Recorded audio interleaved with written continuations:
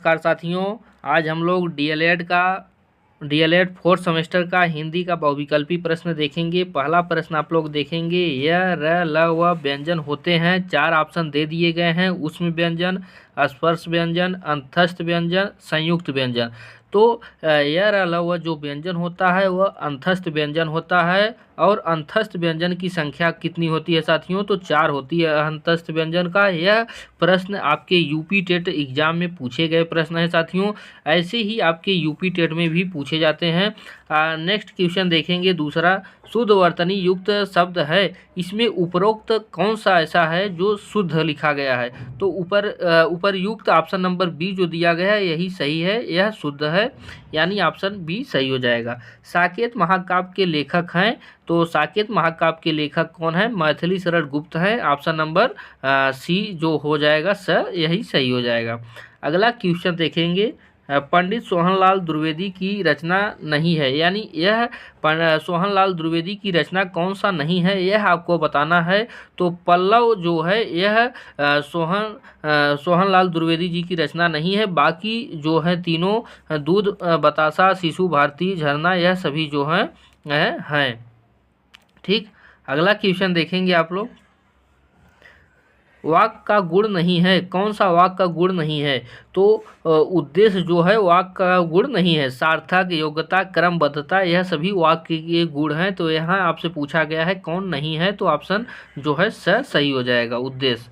ठीक, अगला देखेंगे, कनुप्रिया के रचनाकार हैं। कनुप्रिया के रचनाकार कौन हैं? तो यह धर्मवीर भारती हैं। ऑप्शन नंबर बी आपका सही हो जाएगा। विसर्ग का चिन्ह क्या है यह आपको बताना है। तो विसर्ग का चिन्ह कौन सा है यह आपको बताना है साथियों। तो विसर्ग जो होता है इसी तरह का होता है। तो ऑप्शन का में दिया है, यही आपका सही हो जाएगा। अगला क्वेश्चन देखेंगे आप लोग, क्वेश्चन नंबर 8वां, चिंतामणि के लेखक हैं। चिंतामणि के लेखक कौन है यह आपको बताना है। रामचंद्र शुक्ल हैं। चिंतामणि के लेखक कौन है? रामचंद्र शुक्ल हैं। ऑप्शन जो है सही हो जाएगा। रानी केतकी की कहानी के रचनाकार हैं, तो कौन है? ईसा अल्लाह खां। ऑप्शन जो है आपका सही हो जाएगा। अगला क्वेश्चन देखेंगे, गुनाहों का देवता के लेखक कौन है? गुनाहों का देवता जो है यह उपन्यास है, यह किसका है यह आपको बताना है। तो यह धर्मवीर भारती का है। ऑप्शन बी सही हो जाएगा। अगला देखेंगे, ठेले पर हिमालय के लेखक हैं। ठेले पर हिमालय के लेखक कौन है? तो यह धर्मवीर भारती हैं। यह क्वेश्चन बहुत ही इंपॉर्टेंट है साथियों, आपके यूपी टेट एग्जाम में ऐसे प्रश्न पूछे जाते हैं। इस प्रश्नों को आप लोग अभी से नोट करके एक नोट्स बना लेंगे, उसी में ऐसे चीज़ों को लिख लेंगे जो इम्पॉर्टेंट है, क्योंकि आपकी आगे शिक्षक भर्ती में काम देगा। ठीक, अगला देखेंगे, हिंदी गद्य की विधा है, यह कौन सा सही होगा? हिंदी गद्य की विधा कौन है? तो द जो दिया गया है उपर्युक्त सभी, यानी नाटक, उपन्यास, कहानी, यह सभी जो है हिंदी गद्य की विधा है। आंसू किसकी रचना है? आंसू किसकी रचना है? तो यह जयशंकर प्रसाद की रचना है।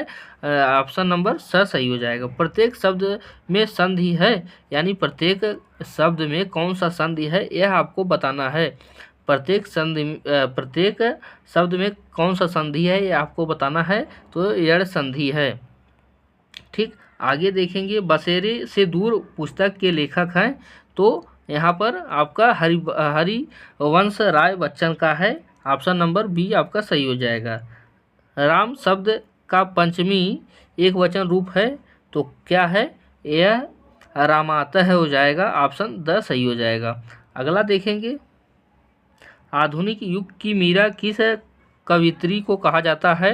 तो यह जो महादेवी वर्मा जी को कहा जाता है। ऑप्शन बी सही हो जाएगा। आगे क्वेश्चन देखेंगे, चाँद का मुंह टेढ़ा है, रचना किसका है? यह किसका रचना है? गजानन माधव मुक्तिबोध की रचना है। ऑप्शन बी सही हो जाएगा। आगे देखेंगे, स व्यंजन है, यह कौन सा व्यंजन है यह आपको बताना है साथियों। ऊष्म व्यंजन है। ऊष्म व्यंजनों की संख्या जो होती है साथियों 4 होती है। यहाँ ह, यह 4 ऊष्म व्यंजन है साथियों।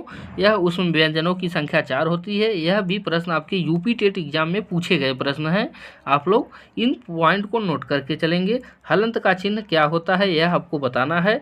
हलंत का चिन्ह कैसे होता है सभी को पता होगा साथियों। बी जो दिया है यही हलंत का चिन्ह है। आगे देखेंगे म इसमें म के नीचे लगा प्रतीत है, किसका है साथियों? यह आप सभी अभी देखे होंगे, हलंत का प्रतीत है। यह किसका प्रतीत है? हलंत का है। ठीक, आगे देखेंगे क्या भूनूं क्या याद करूं है, यह किसका है? यानी यह चीज़ क्या है? यह आत्मकथा है। क्या भूनूं क्या याद करूं, यह आत्मकथा है बच्चन जी का। ठीक, आगे देखेंगे प्रसिद्ध आत्मकथा के लेखक हैं। तो प्रसिद्ध आत्मकथा के लेखक कौन हैं? तो यहाँ जो है हरिवंश राय बच्चन भी हैं, राहुल सांकृत्यायन भी हैं, पांडे बेचन शर्मा भी हैं, यानी जो डी है यानी सभी यह आपका सही हो जाएगा। आगे देखेंगे नीम का निर्माण फिर है, यह क्या है? उपन्यास है कि जीवानी है या कहानी है या आत्मकथा है, यह आपको बताना है। तो यह आत्मकथा है, हरिवंश राय बच्चन जी का है। ठीक, आगे देखेंगे आकाशदीप के लेखक हैं। आकाशदीप के लेखक कौन है? जयशंकर प्रसाद हैं। मधुशाला मधुबाला मधुकलश के रचनाकार कौन है? हरिवंश राय बच्चन हैं।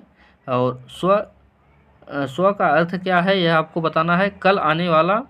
और अब्ज शब्द का अर्थ क्या है? अब्ज शब्द का अर्थ क्या है? उपर्युक्त सभी हो जाएगा। ठीक, कलम का सिपाही नामक कृति के लेखक हैं, तो अमृत राय हो जाएंगे। अगला देखेंगे दीपदान है। दीपदान कौन है? तो यह क्या है? यह कविता है, एकांकी है, एकांकी है। भारत दुर्दशा नामक एकांकी के रचनाकार कौन है? तो भारतेंद्र हरिश्चंद्र हैं। हिंदी नवजीवन का संपादन किया था, किसने किया था, यह आपको बताना है। तो हरि भाऊ उपाध्याय ने किया था। अगला क्वेश्चन देखेंगे अर्धनारीश्वर नामक